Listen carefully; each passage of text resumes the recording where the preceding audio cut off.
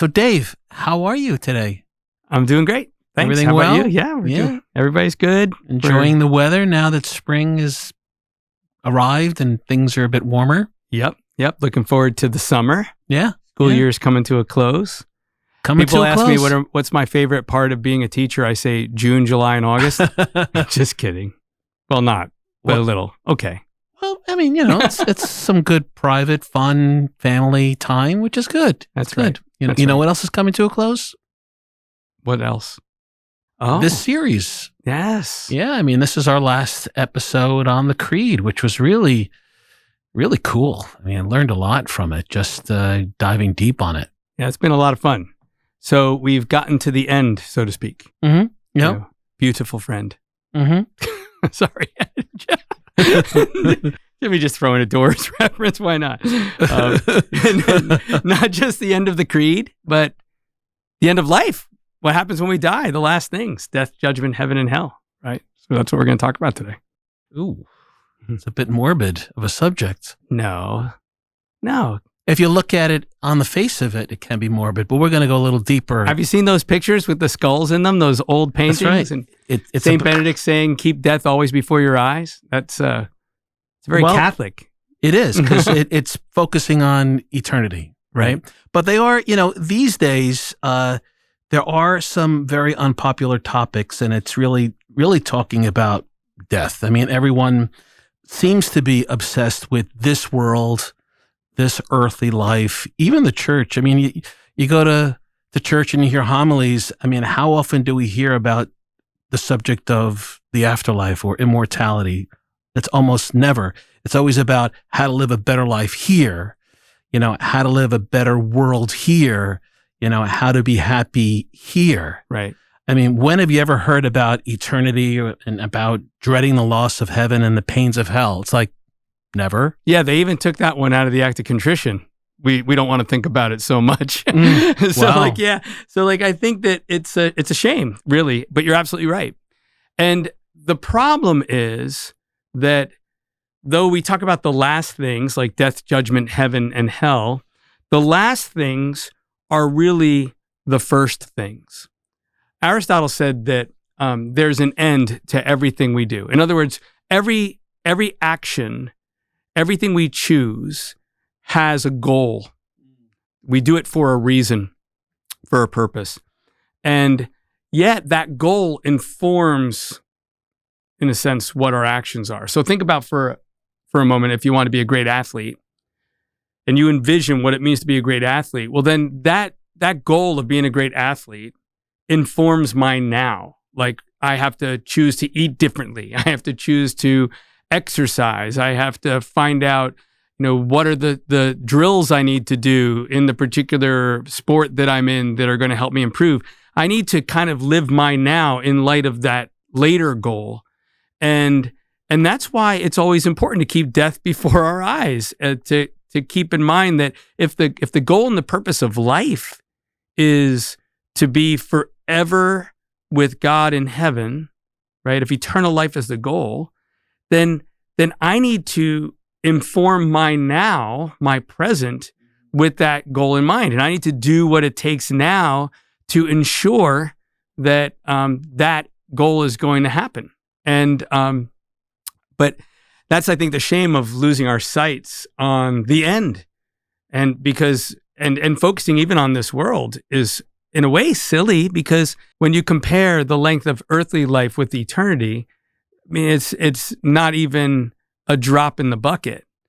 And yet we spend all our energies trying to make what really is only a very short earthly existence better. And we completely forget eternity. Jesus said, what's to be gained if you gain the whole world and you lose your soul? What good is it? And yet we spend so much of our time focusing on this world. And you don't want to miss heaven for the world. It's a bad bet. It's just foolishness. And just to interject a little bit, it's the point that you're making is that really what you do here in this little short life determines what happens in eternity, right? I mean, essentially, I'm paraphrasing what you're saying. It's like, what happens Our actions determine what happens in eternity. Yeah. And I think that there's some reasons why we don't think about eternity. Certainly, we don't hear it preached as much. That's one thing. But there may be other ideas too. I think perhaps the problem is that we're so focused on the now, and we think that, we're all going to get to heaven no matter what. Hell doesn't really, it's not really going to happen, right? Is that where we're, and I think that's the mindset of most people. Well, and I think you're right. I think the reason why people focus on the now, and listen, I don't want to make it sound like building a better world isn't a good goal, or that somehow we shouldn't be trying to find ways to make earthly life better. I mean, I think that you could say like scientific discoveries, medical discoveries, these things, of course, try to help make earthly life better, to relieve human suffering. That's good, but now you've got scientific research, for example, happening that is immoral and that attacks the dignity of the human person. We're trying to make life better, but we can't do it at the expense of God's eternal law. Like we're trying to make life better, but we're not trying to say that this life is the life that really ultimately matters. And that's the danger, is that the focus becomes that this life is the life that matters. Yeah. So I pursue pleasure, I pursue fame, I pursue possessions and money, and those kinds of goals become the center point of my life. And it completely distracts me from the ultimate purpose of my life. Sure. So, it's sort of interesting you mentioned about people thinking everybody's getting into heaven as being part of the problem. And I agree with that. If everybody's going, then, hey, just enjoy life as much as you can because everybody's going. Just focus on this life. We don't have to worry about whether or not I'm going or I'm not going. I think a friend of the podcast, Dr. Ralph Martin, says that it almost seems like the teaching today is that the gate is wide and the road easy that leads to life and heaven. The only problem with that is it's the exact opposite of what Jesus taught. 100%. I was just going to ask you, you're the theologian. What is the percentage? Didn't he double, triple, quadruple the amount he talked about eternity and the possibility of going to heaven the possibility of going to hell versus heaven, right? Wasn't there a disproportionate ratio? I never control F'd that. So but it is. That would be an interesting thing. He spoke a lot about the ramifications of what we do here. Yes, he did. And in fact, what's really interesting about this is that the way in which Jesus is portrayed in most people's minds is like that he's just always kind, always gentle, and always so you're so incredible, like almost like a bad self-help movie, but if you read the Gospels, you realize that this guy's a toughie. He is not easy. He does extend mercy to those who convert, who repent, who recognize their miserable situation, recognize their sin. He's very merciful, but he's also really, really hard on those who will not repent. And this is important. And Jesus, most of what we know about hell comes from Christ. Right. And the images aren't pretty. Right. The image he uses for hell in the scriptures is Gehenna. Now, Gehenna is an actual place. And in the time of Jesus, it was this valley that was effectively a garbage dump. And the fire was always burning like you would see at a dump. But this place had a really notorious history. It was actually a place where infants were sacrificed to demon gods. So there was such an evil associated with this valley that the best that we could use it for is a garbage dump. So everybody thinks that Gehenna is not only disgusting and gross, but where evil in its fullness resides because of its history. And he says, if your eye causes you to sin, is your problem, pluck it out. Better to go through life without an eye than have your whole body thrown into Gehenna. And at that time, everybody would have been ugh, right. And yet that's the image, right? So it's just so interesting sometimes to me that like people are always making Jesus into like this very saccharine figure when he wasn't. He was tough. Yeah, I mean, going back to what you had said before, it's I mean, we go through our daily routines, and I mean, it's hard to always think about death, but I mean, it is important to be in the forefront of our afterlife, and what we do here does determine that, as I said earlier.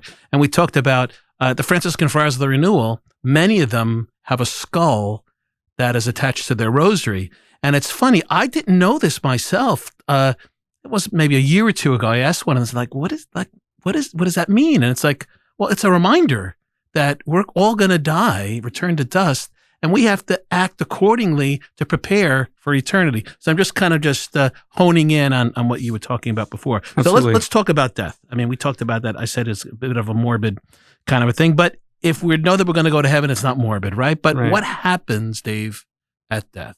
You know, what happens? All right. So the Catechism of the Catholic Church, number 1022, states, each man receives his eternal retribution in his immortal soul at the very moment of his death, in a particular judgment that refers his life to Christ, either entrance into the blessedness of heaven through a purification or immediately, or immediate and everlasting damnation.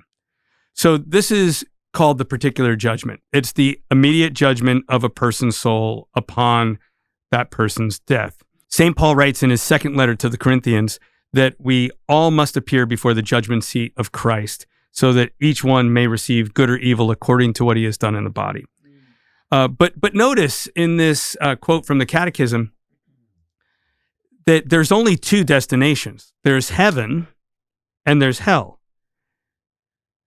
Now, heaven can happen either immediately or through a purification. Hell is immediate and eternal. Heaven is eternal. The purification is temporal. So if you go straight to heaven, heaven is eternal. That's eternal happiness, bliss, union with God. If you go straight to hell, the damnation is eternal.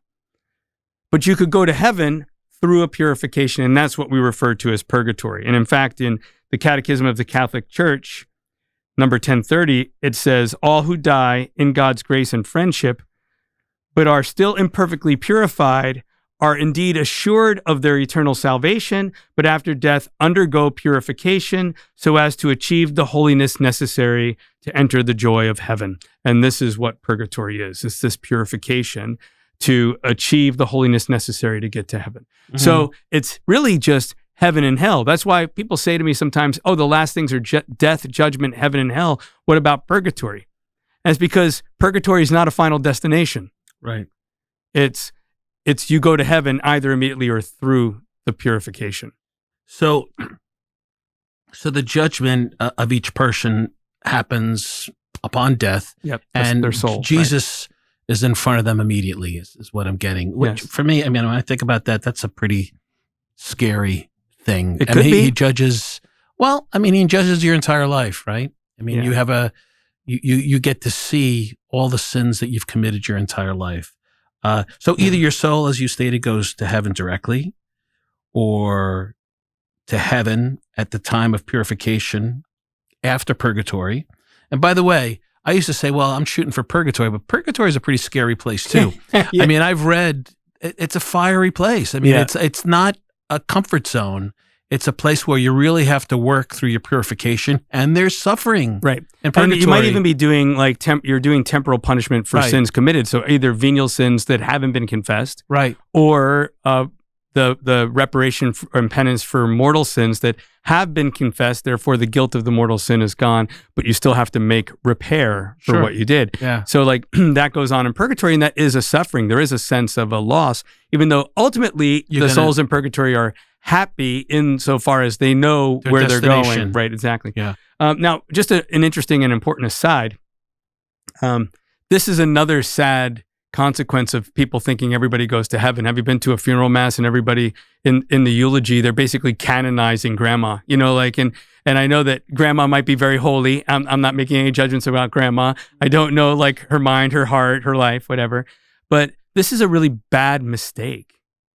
It's a really bad mistake because the only way that souls get out of purgatory is either by doing the time or through our prayers and sacrifices, including offering Mass for their intention. Yeah. And so if you think that grandma's in heaven, you're not going to pray for her. You're not going to do acts of sacrifice for her. You're not going to try to do penance for her. And you're not going to have Masses said for her. And I think she's going to wag her finger at you, like when you get there and saying, I could have been out of purgatory a long time ago. But like everybody assumes everybody's in heaven. And that's a mistake because we have a duty to pray for our deceased family and friends to help get them to heaven if they're in purgatory. And we should assume that that's where they are. And like my father had a very, I think, holy death. He was a man of prayer. He taught me about faith. He would be the last to want me to assume he's in heaven or to stop any moment in my entire life from here to when I die praying for his soul. Trusting that like if he is in heaven, God's not going to he's going to take those prayers, God is, and he's going to make use of them somehow if my dad doesn't need them anymore. But the fact is I should spend the rest of my life praying like he's in purgatory. And that's in fact how we should live. And we don't. Why? Because I think the assumption is everybody's going, right? So everybody's going to heaven, so we don't have to pray for them, which is a mistake, so that's connected to that.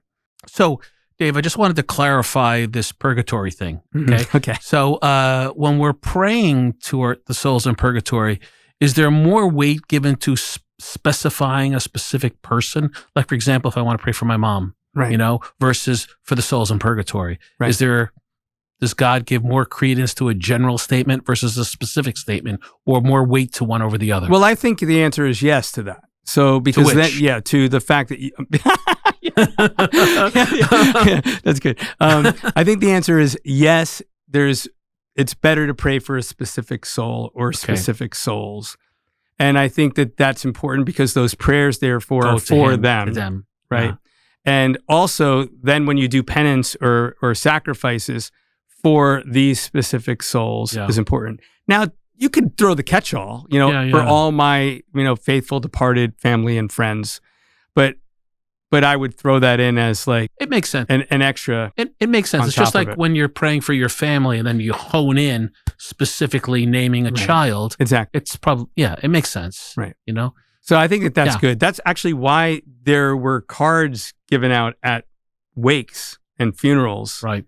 Because you were supposed to keep those prayer cards pray for them. Yeah. and pray for them on those dates. And in fact, it's interesting. I have the stack of cards my dad had, which had all the people that he had known who had passed away, and he had gotten their card from their funeral or from their wake in order. And he would just kind of, when that day came, he would pray for them and he would just move that card to the back. And when that day came, and that was even people that he had just been at their wake or their funeral. Amazing. And also, too, by the way, it was a common practice whenever similarly to how when people passed a church, they would make the sign of the cross because Jesus is present in the Eucharist in the church.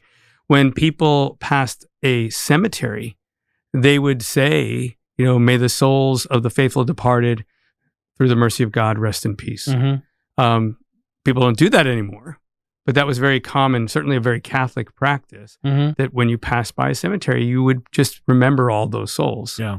So, a lot of people end their rosary prayers with that. Right. Yeah. But now there's another judgment. And this is the thing that people don't get, is that the particular judgment is of the individual soul before God. Although I think Mary probably is there upon death. But then there is something known as the general judgment or the final judgment that happens at the end of time. And this is really interesting because this judgment is preceded by the end of the world and the resurrection of both the just and the unjust, those who have done good to the resurrection of life and those who have done evil to the resurrection of judgment. And by the way, the scriptures about the end times, very, very sobering, very sobering. On this day, on the last day, Jesus is going to come down to earth from heaven in his glorified body, in all his glory, right? And he's going to come down in a way similar to how he was taken up, because at the ascension, he goes up into heaven and then he's gone, and the apostles are all looking up, and the angels say, why are you looking up? This Jesus is going to return the same way he came.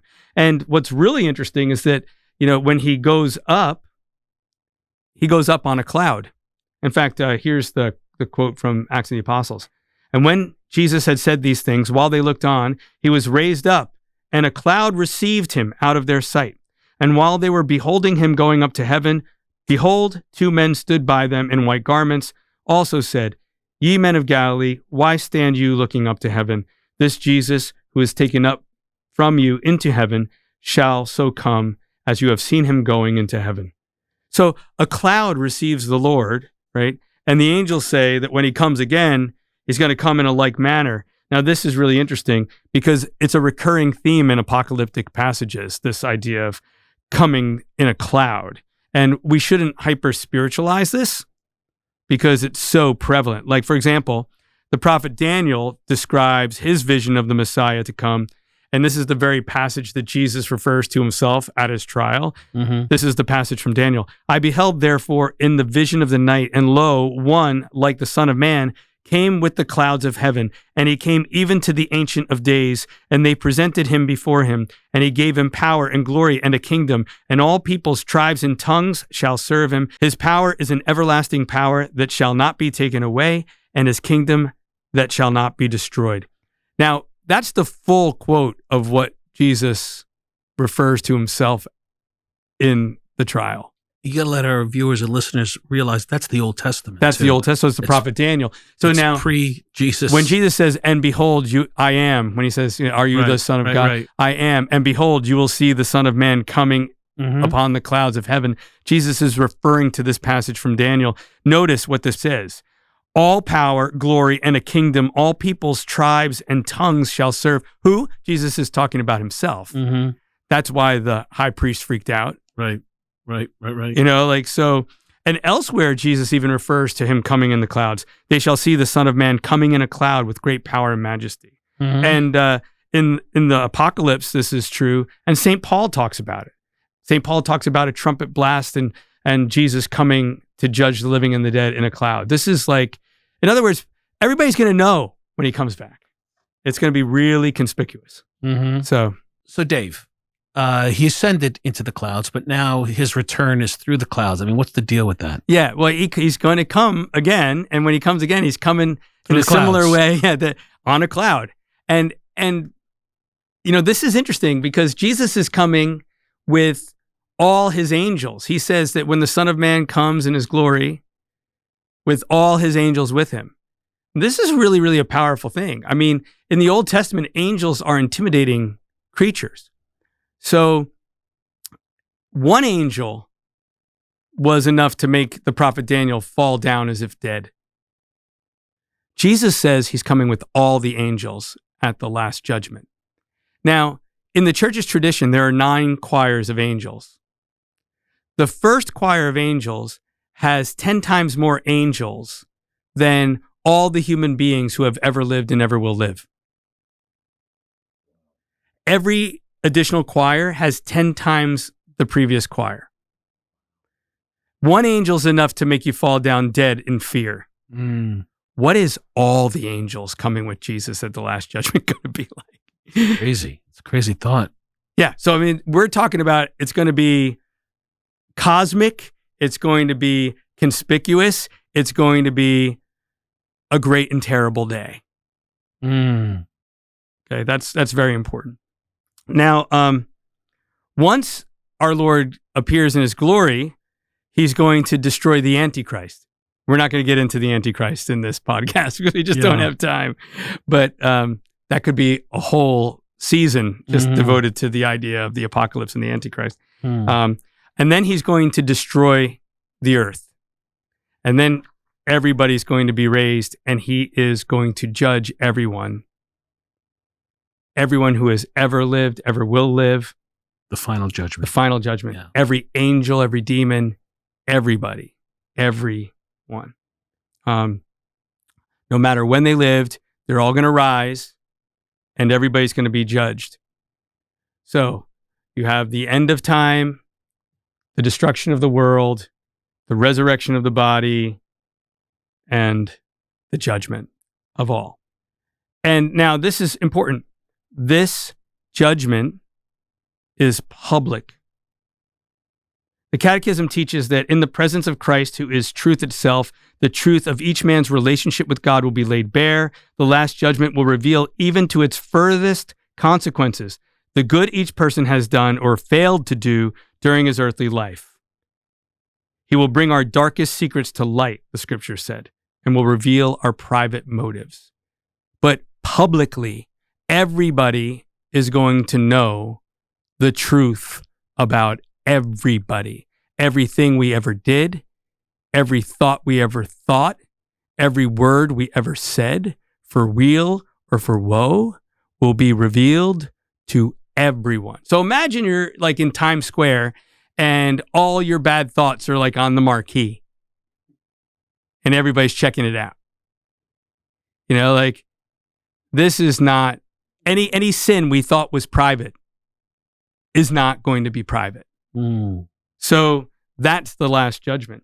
And the judgment happens in the body because our body at the resurrection, because our body was an instrument of our sin. Right. Like, so the judgment on our soul is one thing, but it's fitting that we are judged after the resurrection because in life, our sin was done in the body. So this is when after everyone rises, this is going to Right. happen. You know what's really interesting is that there are very few Catholics that actually understand that we will rise as Isn't that well. crazy? We will have our own resurrection. It is which the is what we punchline. say in the. It's the punchline of the creed. But we say that in the creed, yeah. We say that in the creed, and I always point it out. Well, you say it every Sunday in the creed. It's true, and actually, what our bodies are going to be like for those who are who go into the resurrection of the I'm just. going to be 30 years old, top shape. 33. 33. That's what Jesus was. Okay. So, 33. I was in pretty good shape at 33. I wasn't in as good a shape as I would have liked to have been. Had at more 33. hair at 33. At 33, I already had a lot of kids I was chasing after, so like I already had the dad bod. Okay. So anyway, yeah. Well, this is important because like it's also the most exciting thing because many people think that like they think of heaven, they think of like, you know, I'm going to be on a cloud with a harp, and I'm like, you know, duh. That's like boring. I don't want to. That's not exciting. I don't want that. Like, what's that? Or sometimes I heard it was very popular when I was like young to say, well, heaven's not a place, it's a state of being. Well, yeah, it is a state of being. You're either in union with God or you're separated from God, right? So it is a state of being in right relationship with God or not. But like, it's also a place. The whole teaching of Christianity is summed up with the new heaven and the new earth. That the world is going to be a perfect world that God creates for those who rise to life at the resurrection. It's going to be way better than Eden was for Adam and Eve. And we are going to have bodies to enjoy it. It's going to be a physical place, though also spiritual. And we're going to live with God. So the scriptures talk about a new heaven and a new earth. And that's really important. In fact, it's interesting. The Catechism says this: at the end of time, the kingdom of God will come in its fullness. The universe itself will be renewed. In this universe, in this new universe, the heavenly Jerusalem, God will have his dwelling among men. So man and the material world have a common destiny. As we are going to be transformed in our humanity and receive a new humanity at the end of time, the whole world, the universe is going to be transformed, and we're going to live in it. We're going to live in it with our bodies and souls in union. Now, that means that our bodies are going to have flesh and bone, and it's going to be the self-same body we had in our earthly life. So even though it's been decomposed because, you know, it's in the grave or what have you, it's going to be miraculously recomposed at the ideal age, free from every defect and every disease and every disorder, right? In its most perfect state that our body can be, is how we're going to rise from the dead. By the way, this is like a really interesting thing. I didn't know this until recently when I was dealing with my father passing away. But technically, all graveyards, all cemeteries are supposed to have the headstones facing east. Mm. And the people are supposed to be laid in the grave with obviously their heads near the headstone, and then their feet at the other end, so that if they were to stand up, they're standing up facing the east. Mm. And the reason is because Christ is coming at his second coming from the east. And so at the resurrection, when they rise from the dead, they'll rise standing, seeing Christ. And that's how all cemeteries were actually laid out. This is, I think, probably gone out of fashion, like in these days. Oh, yeah. But that was done intentionally. And in fact, this is interesting. Husbands and wives were laid down next to one another so that if they stood up, it was as they stood up on the altar on the day they got married, with the man at the right and the wife at the left. So they would rise together. So these are just little tidbits that say we had a consciousness of the resurrection as Catholics. And we had it, I think, as recently as the 50s. Mm-hmm. But that would be the 1950s. But over the last 60 plus years, we've completely lost it and hyper spiritualized the afterlife. That's not what the church teaches. Mm. We profess and believe in the resurrection of the body and the life of the world to come, a new heaven and a new earth where we're going to live, a perfect world beyond what our minds can imagine. I have a logistical question. Okay. A minor curve. All right. Logistical so you said everyone, will rise from the dead, the resurrection. Right? What about the people that went to hell for damnation? So that's to go to hell for eternity. Yep. So are we talking about the people that are in heaven that rise from the dead? Or are we talking everybody rises? Even the people that are in hell? Yes, but now keep in mind, I'm explaining things that are mysterious, but the soul in union with God re-enters the body, which has been miraculously recomposed, right? And then the body takes on the qualities of the spiritual soul that's now glorified as a result of being in union with God. So we're going to talk about in a moment what the resurrected bodies of the just will be like. But if your soul is dead and twisted and dark, when your resurrection comes, the body takes on the qualities of that twisted, dark soul. So the saints say that the bodies of the damned at the resurrection will resemble more like devils than they would like even men. They will be dark and twisted and almost demonic in their appearance, because the body will assume the quality of the soul. But they will not be in union with God, or they will? They will not. And not only that, if the joys of heaven will be experienced in this new heaven and new earth bodily, then that means after the resurrection, the pains of hell will also be experienced bodily. Gotcha. So they will be punished in the body as well as the soul. You see, here's the thing. Right now, the souls that have died, whether they're in heaven or they're in hell, let's say, the souls that are in heaven await a greater joy and happiness than they even have now at the resurrection, because their happiness will be not only spiritual, but also bodily. However, the converse of that is the pains of hell are going to be worse, because right now it's just being experienced spiritually, and after the resurrection, it will also be experienced bodily. So that's important and sobering, by the way. And so when we used to say in the act of contrition, and I think a lot of people still do say this, but they kind of changed the language of it. When we used to say, because I dread the loss of heaven and the pains of hell, we had something in mind about what the glory of heaven was going to be after the resurrection and what the pains of hell were going to be, with regards to eternal damnation. Now, gotcha. real quick, because I don't want to we can't cover everything, right? Right. But I think it would be important for our listeners to get a sense of what the church has traditionally taught about what our glorified bodies are going to be like in this new heaven and new earth.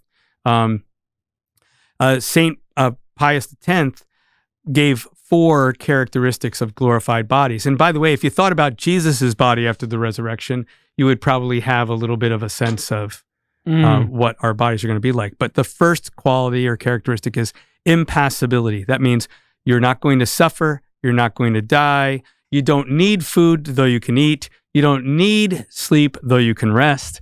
But you don't need those things in order to survive. So there's no such thing as hunger in the sense of like, I have hunger because I need food, because if I don't get food, I'm going to starve to death, right?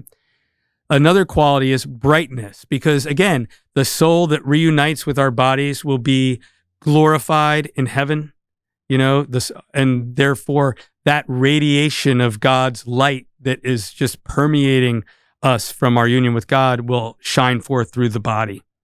A third characteristic of the glorified body is agility. My father used to tell me about this one all the time when I was a kid. I didn't even realize it until much later on what he was teaching me. But he would say that at the resurrection, you could close your eyes, David, and imagine yourself being anywhere, and you'd open your eyes and you would be there without any time passing and without any effort or fatigue. So I could just think Rocky Mountains and there I am, anywhere on earth I wanted to go, I could get there. Agility. Also, by the way, if I wanted to go to heaven, because after the resurrection, we'll be able to pass from earth to heaven as we desire, which is really profound, I think. And the last characteristic is subtlety, which means that physical objects won't be an obstacle. So like how Jesus passed through the walls of the upper room, though the doors were locked, that those sorts of things aren't going to hold us back. So in other words, we're going to transcend even the laws of physics. Even though we're going to have a body with flesh and bone, we're going to have a glorified, spiritualized body that such things are not going to be obstacles. Well, I mean, like you had said, these are the characteristics of the resurrected Jesus in a sense. So where can we find this? It's not biblical, at least I'm not aware of it. Well, it is. It's the tradition of the church and the teaching of the catechisms. I mean, you could look I believe that you can find this in the Roman Catechism of the Council of Trent. I mentioned that it's in the Catechism of Pope St. Pius X. It's really just based on the church's reflection on Jesus's resurrected body and the teaching of a new heaven and a new earth and what that will be like. So is this considered dogma? Oh, yeah. Yeah. Oh, yeah. That's what our bodies are going to be like. This is the teaching of the church that must be believed. And sadly, it's not a teaching of the church that is taught, because to me, it's something worth getting excited about. When you think about a perfect world where there's no suffering, no pain, it's everything that's awesome about our experience of the world, but like so exponentially raised that we're going to recognize it, but not really. It's going to be so great. It's going to be like something beyond which we can even imagine now, right? But when we think about that earth and having this perfect body where we're going to have these characteristics, man, that's something worth thinking about. Why? Because I want to make sure I'm in that world. I want to make sure that at the resurrection, that's what I'm going to have, right? And I also have to remember that's what I stand to lose when I sin. And then I need to turn my gaze to how terrible hell will be, not only spiritually, but then after the resurrection, in order to say, ew, Gehenna. Yeah, right. And make sure I avoid sin. Yeah. But if you're not thinking about the afterlife, if you're not thinking about death, judgment, heaven, and hell, then you don't live your now right. And that's the point. Yeah. Well, it's awesome, Dave. Really incredible stuff. Really great stuff. This has been a lot of fun. It's been a lot of fun, and it's the conclusion of our series on, the Creed.